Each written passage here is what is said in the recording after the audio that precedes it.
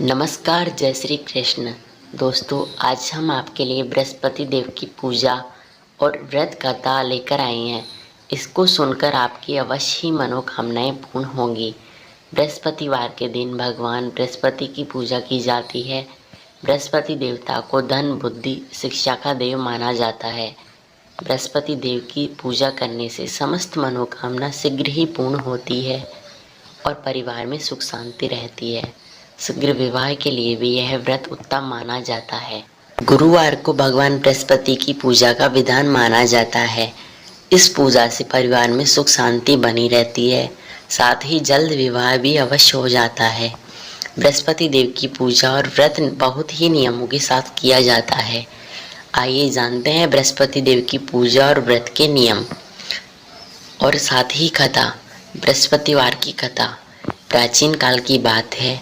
किसी राज्य में एक बड़ा ही प्रतापी दानी राजा राज करता था। वह प्रत्येक गुरुवार का व्रत किया करता था, भूखे को भोजन देता था, कुंवारी कन्याओं का विवाह करवाता था। परंतु ये सभी बातें उसकी रानी को बिल्कुल सहज नहीं लगती थी। वह न तो व्रत करती, न ही व्रत करने के लिए पैसा दान में देती और राजा को भी ऐसा करने से मना किया करती थी। एक समय की बात है, राजा शिकार खेलने के लिए वन चले गए। घर पर रानी और दासी थी। उस समय गुरु बृहस्पति देव साधु का रूप धारण करके आए और भिक्षा मांगने लगे। साधु ने जब रानी से भिक्षा मांगी तो कहने लगी, हे साधु महाराज, मैं इस दान पुण्य से तंग आ चुकी हूँ। आप मुझे ऐसा कोई उपाय बताए जिससे मेरी संपूर्ण धन नष्ट हो जाए और मैं आराम से रह सकूं। बृहस्पति देव ने कहा, हे देवी, तुम तो बड़ी विचित्र हो। संतान और धन से भला कोई दुखी कैसे रह सकता है। अगर अधिक धन है तो शुभ कार्यों में खर्च करो, कुंवारी कन्याओं का विवाह करवाओ, विद्यालय, बाग बगीचे बनवाओ, जिससे तुम्हारा दोनों लोग सुधरेगा। परंतु साधु की इन बातों से रानी खुश नहीं हुई और उसने कहा, मुझे ऐसे धन की आवश्यकता नहीं जिसको मैं दान करने में मेरा सारा समय ही व्यर्थ हो जाए। तब साधु ने कहा, यदि तुम्हारी ऐसी ही इच्छा है तो मैं जैसा तुम्हें बताता हूँ वैसा तुम करना। गुरुवार के दिन घर को गोबर से लीपना, केसों को धोना, केसों को धोते समय स्नान करना, राजा से कहना कि हजामत करवाए, कपड़ा यहाँ धोबी के धुलने डालना। इस प्रकार 7 रोज तुम करोगी तो अवश्य ही तुम्हारा संपूर्ण धन नष्ट हो जाएगा और तुम चैन से रह सको। इतना कहकर साधु महाराज अंतर्ध्यान हो गए। साधु के अनुसार, कही बातों के अनुसार रानी ने ऐसा ही किया। 3 ही बृहस्पतिवार बीते थे कि उनका संपूर्ण धन नष्ट हो गया। भोजन के लिए राजा का परिवार तरसने लगा। तब एक दिन राजा ने रानी से कहा, हे रानी, तुम यहाँ रहो, मैं दूसरे देश को जाता हूँ, क्योंकि यहाँ पर सभी लोग मुझे जानते हैं, इसलिए कोई छोटा कार्य भी नहीं कर सकता। ऐसा कहकर राजा परदेश चले गए। वहां जाकर जंगल में लकड़ी काटकर अपना गुजारा करने लगे। एक बार जब रानी और दासी को 7 रोज बिना खाए हो गए तो रानी ने दासी से कहा, हे दासी, पास ही के नगर में मेरी बहन है, वह बड़ी धनवान है। तू उसके पास जाओ और 5 सेर बेजर मांग ला, जिससे कुछ तो गुजारा हो जाएगा। उस दिन बृहस्पतिवार था। रानी की बहन उस समय बृहस्पतिवार का व्रत कर रही थी जिस समय दासी वहां पहुंची थी। दासी ने रानी की बहन को अपनी रानी का संदेश दिया, लेकिन रानी की बड़ी बहन ने कोई उत्तर नहीं दिया। जब दासी को रानी की बहन का उत्तर नहीं मिला तो वह बड़ी दुखी हुई और क्रोध में आ गई। दासी ने वापस आकर रानी को सारी बात बता दी। ये सभी बात सुनकर रानी ने अपने भाग्य को ही कोसा। उधर रानी की बहन ने सोचा कि मेरी बहन की दासी आई थी, परंतु उससे नहीं बोली तो वह दुखी होकर लौट गई। कथा सुनकर और पूजन समाप्त करके वह अपने बहन के घर पहुंची। वहां जाकर देखा और बोली, हे बहन, मैं बृहस्पतिवार का व्रत कर रही थी। तुम्हारी दासी मेरे घर आई, परंतु जब तक कथा कहते हैं, सुनते हैं अथवा सुनाते हैं, तब तक ना ही उठते हैं ना ही बोलते हैं, इसलिए मैं न बोली। कहो दासी क्यों गई थी? रानी बोली, बहन देखो, तुमसे कोई बात छिपी नहीं है, हमारे घर में खाने तक को अनाज नहीं है।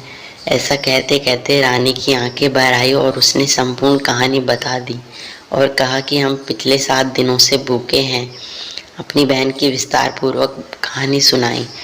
रानी की बहन बोली, देखो बहन, भगवान बृहस्पति देव संपूर्ण लोगों की मनोकामनाएं पूर्ण करेंगे।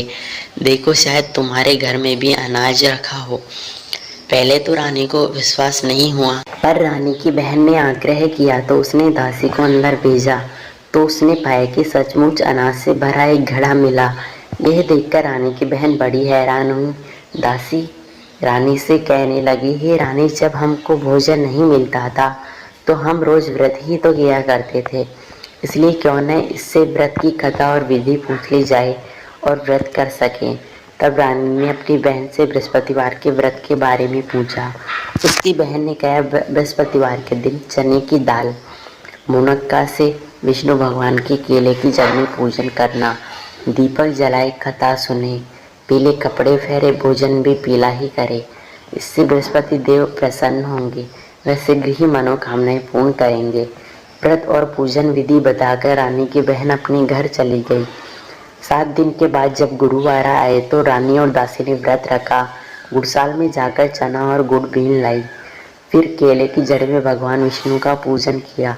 अब पीला भोजन कहाँ से आवे, ये सोचकर दुखी थी। चूंकि उन्होंने व्रत रखा था, इसलिए बृहस्पति देव बड़े ही प्रसन्न थे। इसलिए वे एक साधु का रूप धारण करके वहां आए और 2 सुंदर भोजन देकर गए, पीले ही। भोजन पाकर दासी बड़ी प्रसन्न हुई। फिर दासी ने रानी से कहा, चलो रानी जी, भोजन ग्रहण कर लो। इस पर रानी बोली कि तू तो मेरी व्रत में ही हंसी उड़ाती है, तू ही भोजन कर ले। तो जब रानी को दासी ने बताया कि भोजन एक देव आकर देके गए हैं तो वे बड़ी ही प्रसन्न हुई। अब उनकी संपूर्ण मनोकामनाएं पूरी होने लगी थी। रानी को समझाते हुए दासी कहती है, बड़ी मुसीबतों के बाद हमने यह धन पाया है, तो अब से कुछ ऐसा नहीं करेंगे जिससे हमारा ये धन नष्ट हो जावे। दोस्तों, अब जान लेते हैं कि व्रत की विधि क्या रहने वाली है।